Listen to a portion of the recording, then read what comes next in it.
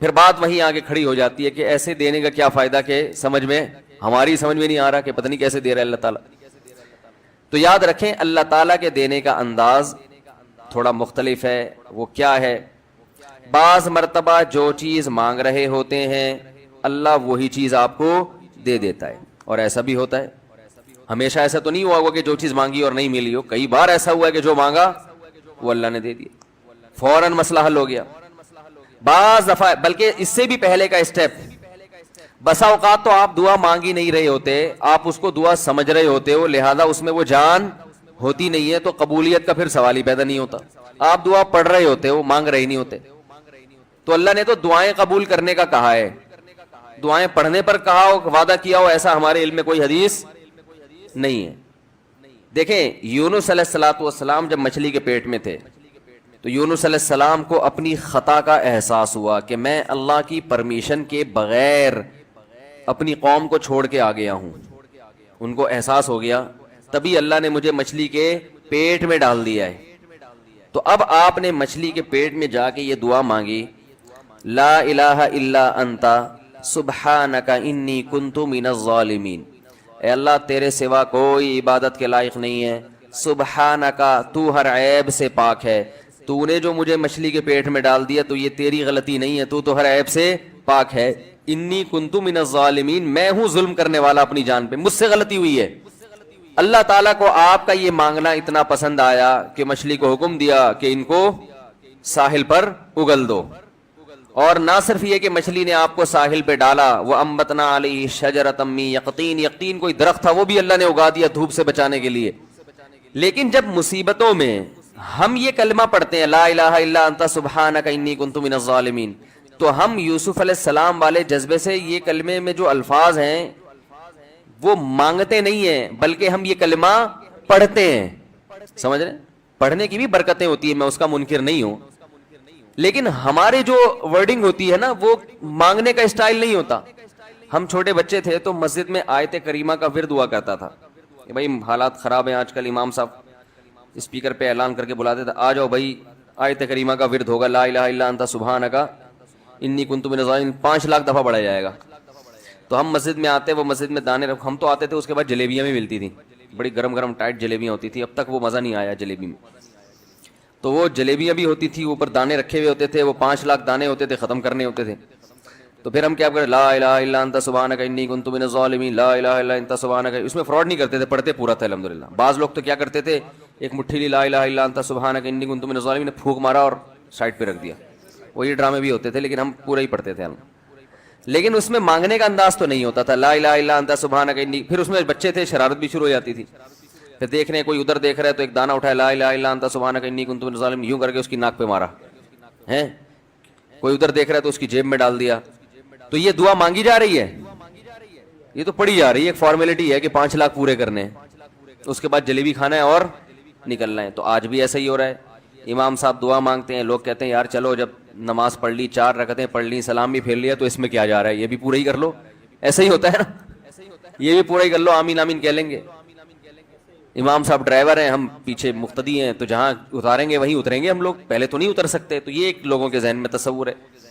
نبی صلی اللہ علیہ وسلم نے فرمایا اللہ ظاہر قلب کے ساتھ دعا کی طرف توجہ نہیں دیتے. ظاہر قلب کا مطلب آپ کا دل حاضر نہیں ہو, کچھ اور سوچ رہے ہو, اور ادھر سے آپ نے ویسے ہی ایک فارمیلٹی پوری کرنے کے لیے. اللہ کہتے ہیں کہ جب تو مانگنے میں مخلص نہیں ہے تو میں تجھے کیوں دوں. تو مانگنے میں ہی مخلص نہیں ہے. تو بعض دفعہ بلکہ اکثر ایسا ہوتا ہے کہ ہماری دعا میں جان ہی نہیں ہوتی. آدم علیہ السلام کو جب جنت سے نکالا گیا تو پریشان تھے, بے چین تھے, مضطرب سے, میں کیا کروں کہ اللہ مجھ سے خوش ہو جائے. اس بے چینی میں الفاظ نہیں آ رہے سمجھ میں. فَتَلَقَّى آدَمُ مِن رَبِّهِ كَلِمَاتٍ, اللہ فرماتے ہیں اللہ نے آدم کے دل میں کلمات ڈال دیے ان کی بے چینی کو دیکھ کر کے, اس طرح سے مجھے مانگو. جب انسان اخلاص کے ساتھ دعا مانگتا ہے تو الفاظ کا القاء کہاں سے ہوتا ہے, اللہ کی طرف سے وہ القاء ہونا شروع ہوتا ہے. اللہ کہتے ہیں اس طرح سے مانگ. حضرت حکیم اختر صاحب رحمہ اللہ تعالیٰ نے ایک واقعہ بیان کیا, فرمایا کہ ایک شخص نے حرم میں, انہوں نے دیکھا یا کسی اور بزرگ نے دیکھا کہ حرم میں ایک شخص اللہ سے دعا مانگ رہا ہے گناہوں کی معافی کے لیے, اور اللہ سے کہہ رہا ہے کہ اے اللہ اگر تو میرے گناہ معاف کر دے گا تو بھی خوش ہوگا اور تیرے حبیب محمد صلی اللہ علیہ وسلم بھی خوش ہوں گے کہ ایک آدمی کی بخشش ہو رہی ہے، اور تیرا یہ بندہ بھی خوش ہو جائے گا۔ اور اگر معاف نہیں کرے گا تو بھی خوش نہیں ہوگا، کیونکہ اللہ کو جہنم میں ڈال کے خوشی تو ہوتی نہیں ہے بندوں کو، اور تیرے حبیب محمد صلی اللہ علیہ وسلم کو پتہ چلے گا وہ بھی خوش نہیں ہوں گے، اور میں بھی خوش نہیں ہوں گا۔ شیطان خوش ہوگا جو تیرا دشمن ہے۔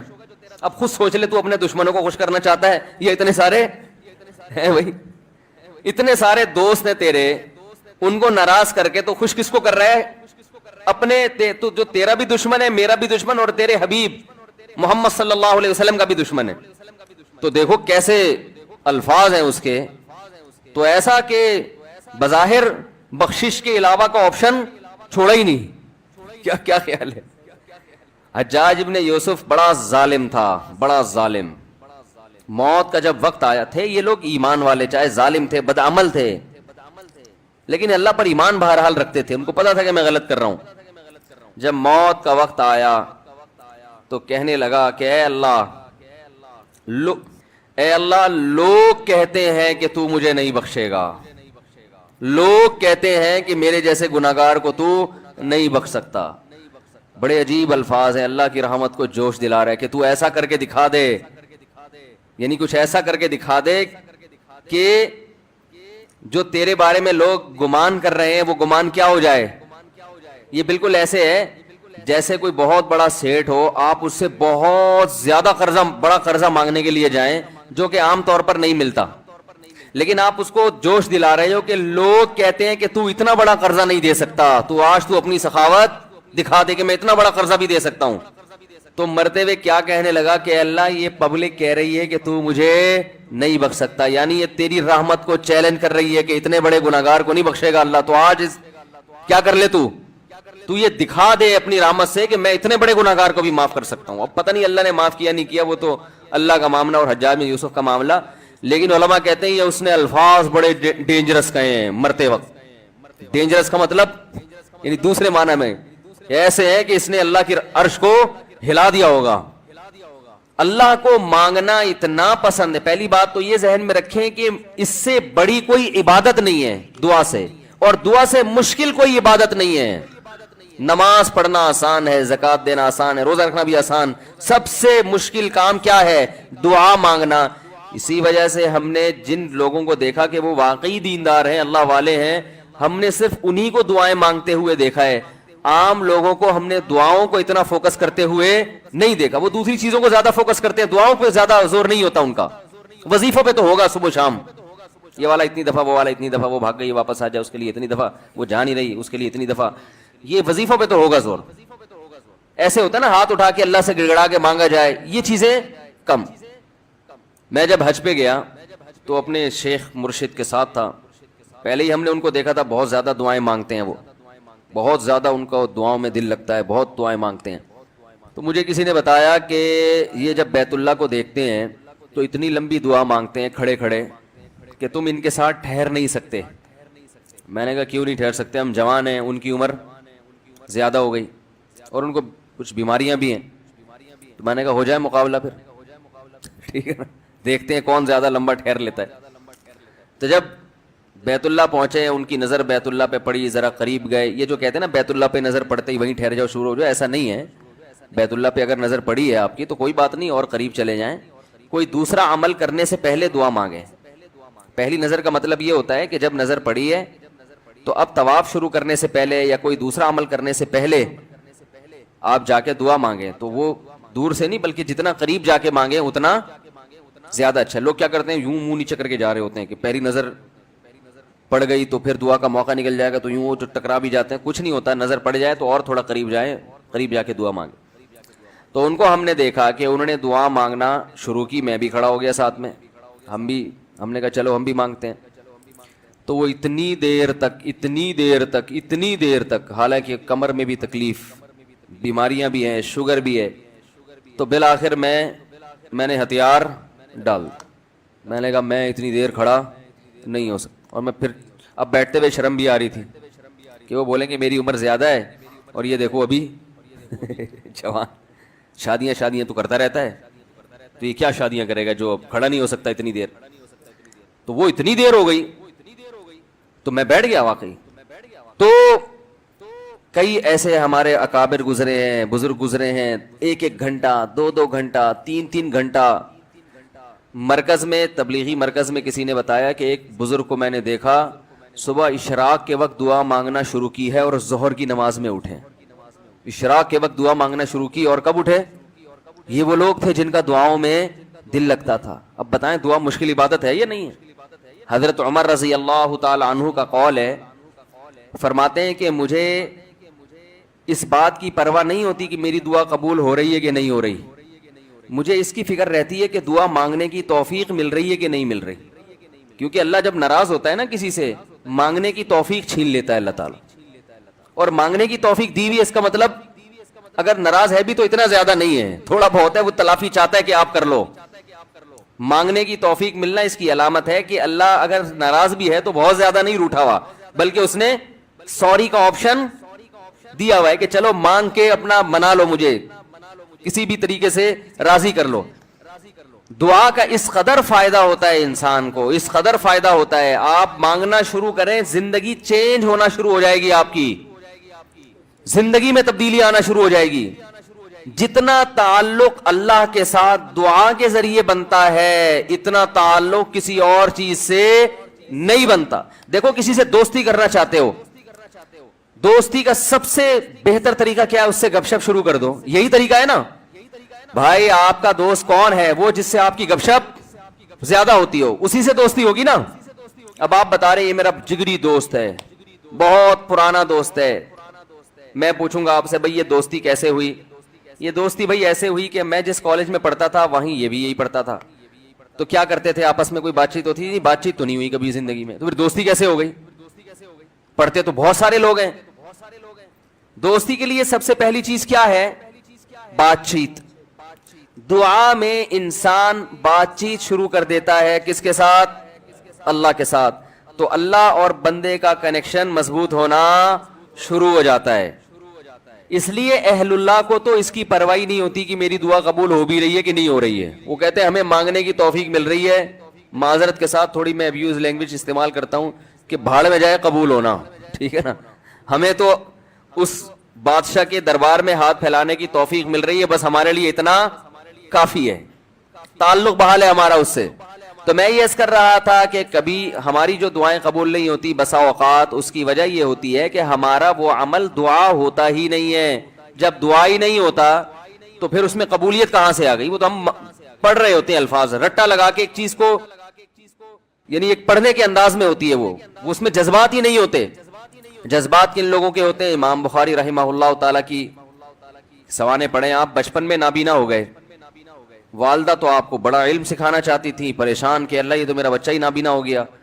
تو رات کو مصلے پہ گڑ گڑا کے دعا مانگنا شروع کی, اے اللہ میرے بچے کی بینائی واپس لوٹا دے, اے اللہ اس کی بینائی واپس لوٹا دے. اتنا مانگا ہے کہ روتے روتے دعا مانگتے مانگتے آنکھ لگ گئی, خواب آیا, 2 فرشتے آپس میں بات کر رہے ہیں کہ اللہ نے اس عورت کی دعا قبول کر لی ہے اور اس کے بچے کو بینائی لوٹا دی ہے. جب آنکھ کھلی ہے تو دیکھا کہ بچے کی بینائی واپس لوٹ چکی تھی. تو جاہلوں سے نہیں الجھتے. آگے اللہ فرماتے ہیں والذین یبیتون لربہم سجدا وقیاما, رات کو اپنے رب کے سامنے سجدہ اور قیام کرتے ہیں, سجدے میں سر رکھتے ہیں یعنی نماز پڑھتے ہیں اور قیام کرتے ہیں راتوں کو اٹھ کے. کیوں قیام کرتے ہیں؟ والذین یقولون, اس لیے نہیں کہ کوئی کام اٹکا ہوا ہوتا ہے تو کسی بزرگ نے وظیفہ بتایا ہوا ہوتا ہے کہ رات کو 2 رکعت پڑھ کے یہ مانگو تو یہ کام ہو جائے گا. نہ نہ نہ, ان کا 2 کام اٹکے ہوئے ہوتے ہیں. ایک کام ان کا یہ ہے کہ ان کو یہ ڈر ہے کہ آخرت میں میرا بنے گا کیا, کہیں وہ اس آگ میں تو اللہ مجھے نہیں ڈال دے گا جو اس نے نافرمانوں کے لیے رکھی ہے. اور دوسرا جب وہ جنت کے تذکرے سنتے ہیں تو ان کو ڈر لگتا ہے کہیں اس جنت سے ہم محروم تو نہیں ہو جائیں گے. کتنا قرآن میں اللہ نے جنت کو بیان کیا نا, ایسے باغات, ایسی نہریں, ہمیشہ کی زندگی جس میں کبھی بڑھاپا نہیں آئے گا. موت تو دور کی بات, تھوڑی دیر کے لیے تصور کر لو اگر واقعی ایسا ہے تو یار یہ کوئی کم نعمت ہے. مالا عین رأت ولا اذن سمعت ولا خطر علی قلب بشر, اللہ کہتے ہیں میں نے اپنے بندوں کے لیے ایسی نعمتیں چھپا دی ہیں جو نہ کسی آنکھ نے دیکھی نہ کسی کان نے سنی. ابھی اللہ پردے ہٹا دے کلیجے پھٹ جائیں ہمارے, ایسی نعمتیں. خود سوچو نا جو اللہ نے انعام کے طور پر عیش کا سامان رکھا ہوگا وہ تو اللہ نے رکھا ہے نا. دنیا میں اتنے مزے کی چیزیں اللہ نے پیدا کر دی ہیں, شدید بھوک لگی ہوئی ہو ٹائٹ والی, اور گرم گرم نہاری آئے, اس میں نلی بھی ہو اور مغز بھی ڈلا ہوا, اور گرم گرم ہوٹل کی وائٹ آٹے والی روٹی, ڈاکٹروں کے مشورے کے بغیر, کیونکہ جہاں ڈاکٹر کا مشورہ ہوگا نا کھانے میں مزہ ختم ہو جائے گا, یہ ذہن میں رکھو. جب مزے کی چیز کھانے کا دل کیا کرے تو ڈاکٹر سے کبھی بھی مشورہ نہیں لیا. تو یہ کیسی نعمتیں ہیں نا. افطار میں ہمیں کتنا مزہ آتا ہے, جس دن زیادہ بھوک لگے اور زیادہ پیاس لگے, کیسا مزہ آتا ہے. دنیا میں یہ وہ مزہ ہے جو کچھ جس کی 2 ٹکے کی حیثیت نہیں. کمارا آدمی پہلے زمانے میں, اب تو پتہ نہیں کیا کیا الٹے الٹے کام کماروں نے شروع کر دیے ہیں, ان کی شادی کی لذت بھی اللہ نے چھین لی ہے ان کماروں سے. پہلے اتنا کچھ اوٹ پٹانگ دیکھ چکے ہوتے ہیں, ورنہ پہلے زمانے میں, اب بھی بہت سے نیک لوگ بھی ہیں, ایسا نہیں ہے, جب لڑکے کی شادی کا ٹائم آ رہا ہوتا تھا نا, دن گن رہے ہوتے تھے, تاریخیں گن رہے ہوتے تھے, گھنٹے, منٹ, سیکنڈ. کیوں بھائی, ایک بیوی کی نعمت ملنے والی ہے. کبھی کی زندگی میں کسی عورت کو دیکھا نہیں, یہ پوری زندہ لیڈیز مل جائے گی. میں لیڈی کو, وہ پٹھان تھے ہمارے ایک دوست, وہ لیڈیز کہتے تھے, ایک لیڈی کو بھی کیا کہتے تھے, تو وہیں سے میری زبان پہ چڑھ گیا یہ لفظ. تو پوری زندہ ایک عدد کیا ملنے والی ہے اس کو, تو وہ خوشی سے کیا ہو جاتا تھا, پاگل. تو حالانکہ اللہ کیا کہہ رہا ہے, حور مقصورات فی الخیام, میں نے اپنے نیک بندوں کے لیے حوریں خیموں میں چھپا کے رکھ دی ہیں. اس لیے جو کنوارے چھڑے چھاٹ ہے نا, نہیں مل رہی, زیادہ غم نہ کرو, وہاں کیا ہوگا, مل جائے گی. اور جو 4 لے کے بیٹھے ہوئے ہیں, ان پہ زیادہ حسد کرنے کی ضرورت نہیں ہے, وہ بھی قبر میں جانے والے ہیں تھوڑے, میں بھی قبر میں ہی جاؤں گا, آپ بھی قبر میں, اور بہت سے 4 یا 3 والے یا 2 جو بھی ہیں, کنوارے سڑ رہے ہوتے ہیں, ان کو دیکھا بھائی اس کی سالے کی 2 ہو گئی, اس کی سالے کی. ایک دفعہ تو مجھے کسی نے بھیجا 3 لے کے بیٹھے ہوئے, وہ ہماری ایک بھی نہیں ہو رہی, ایسا سڑے ہوئے میسج بھیجا نا اس نے, سڑے ہوئے میسج بھیجے اس. میں نے کہا تجھے کیوں دھواں نکل رہا ہے یار, اگر میں نے, میری وجہ سے تھوڑی ہے کہ تیری نہیں ہو رہی, تجھے کیوں تکلیف ہو رہی ہے یار. پھر میں نے اس کو تسلیاں دی, میں نے کہا اللہ کرے گا ہو جائے گی. وہ کہہ رہے میری کرا دو, میں نے کہا کرانے ورانے کا کام میرے بھائی, کیونکہ یہ بڑے پکیڑے ہیں اس میں, 2 نمبر لوگ نکل آتے ہیں, گلے ہمارا پکڑیں گے پھر وہ لڑکی والے کی, اس نے کرائی ہے. تو اس لیے اصل کیا ہے میرے بھائی, جنت. مقصورات فی الخیام, اللہ کہہ رہے ہیں میں نے انا انشأناہن انشاء, میں نے اسی جنت کی مٹی سے ان حوروں کو بنایا ہے. اللہ نے بنایا ہے کس کے لیے, اسپیشل جنتیوں کے لیے جو یہاں قربانیاں دیں گے. فجعلناہن ابکارا, ہمیشہ کے لیے کنواری بنایا اللہ نے ان کو. اور عربا اترابا, ہم عمر میں کیوں, دنیا میں ہم عمر لوگ اس لیے لڑکی تلاش نہیں کرتے کہ ایجڈ ہوتی ہے, تو اس میں لوگوں کا خیال ہے کہ خوبصورتی میں کمی آ گئی ہوگی. لیکن اصل میں جو آپ کے مینٹل لیول کی ہوتی ہے نا بیوی, وہ وہی ہوتی ہے جو آپ کی ایج اور اس کی ایج بولو برابر ہو. تو اس لیے علماء کہتے ہیں کہ جنت کی حور خوبصورت ہوگی, لیکن اس کی جو مینٹل لیول ہے نا وہ آپ کے, تاکہ آپ کو اس سے بات چیت میں, گپ شپ میں لطف آئے, مزہ آئے, ذہین ہوگی. تو کیسا اللہ نے انتظام کیا اپنے نیک بندوں کے لیے بھائی. یا تو یہ اللہ کے سیاسی وعدے ہیں, تو پھر سر پہ ٹوپی پہننے کی بھی کیا ضرورت ہے یار, کیا خیال ہے.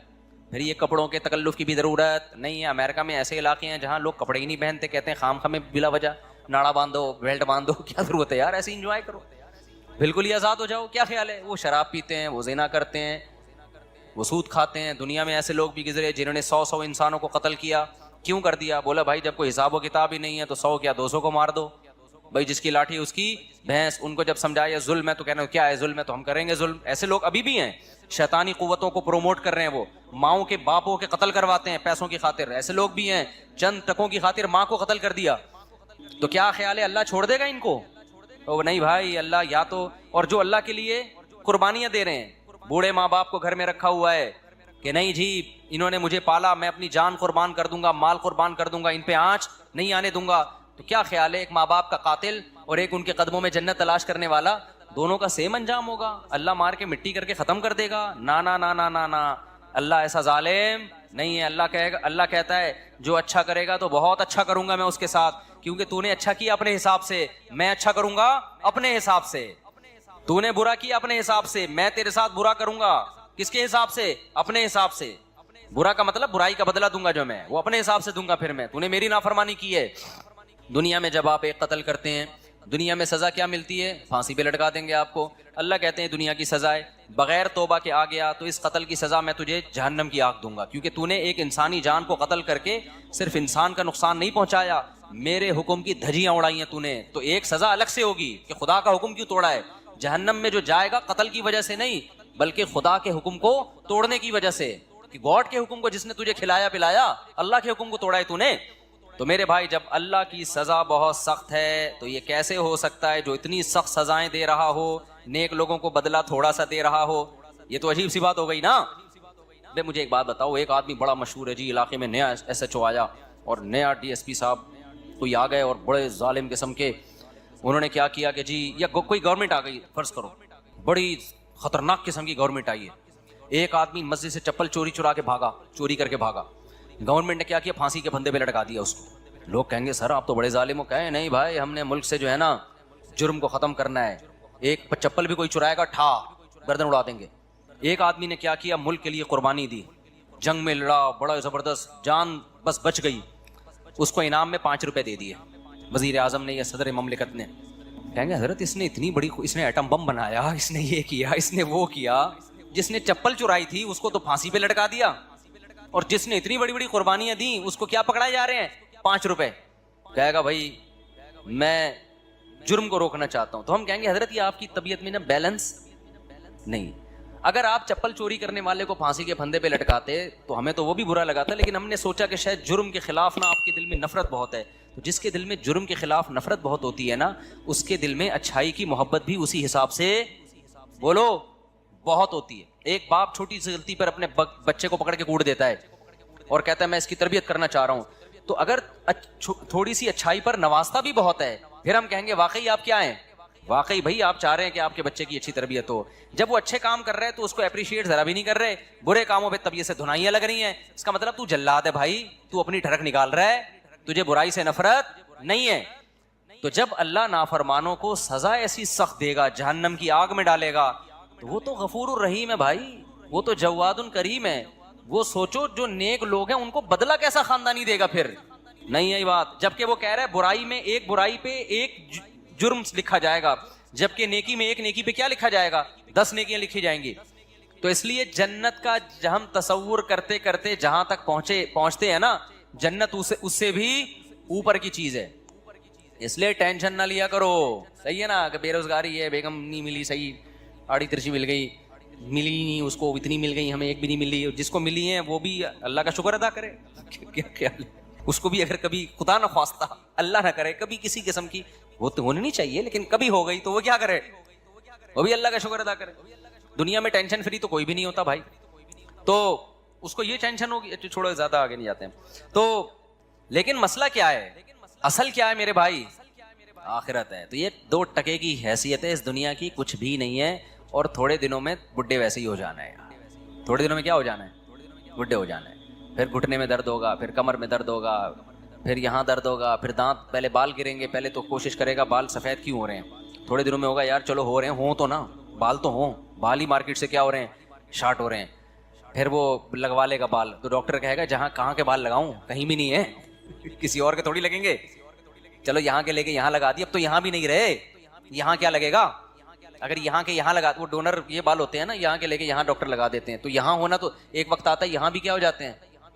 اب کہاں کے بال لیں بھائی, تو کیا باتیں کر رہا ہے, وسیم سے لے لیں بال, کیا بھینس کے بال لگا دیں, پھر بالوں کا مسئلہ ختم ہوگا, کڈنی کا مسئلہ کھڑا ہو جائے گا. ابے بال گئے تیل لینے یار, ڈائلسس پہ آیا ہوا ہوں یار, مولوی صاحب دعا کرو میرے سر پہ بال نکلیں یا نہ نکلیں, میرے گردے خدا کا 4 شادیاں گئیں تیل لینے, سمجھ میں آ رہی ہے بات, 3 شادیاں 4 شادیاں کہاں گئیں, تیل لینے, میرے گردے کا بڑا مسئلہ چل رہا ہے آج کل.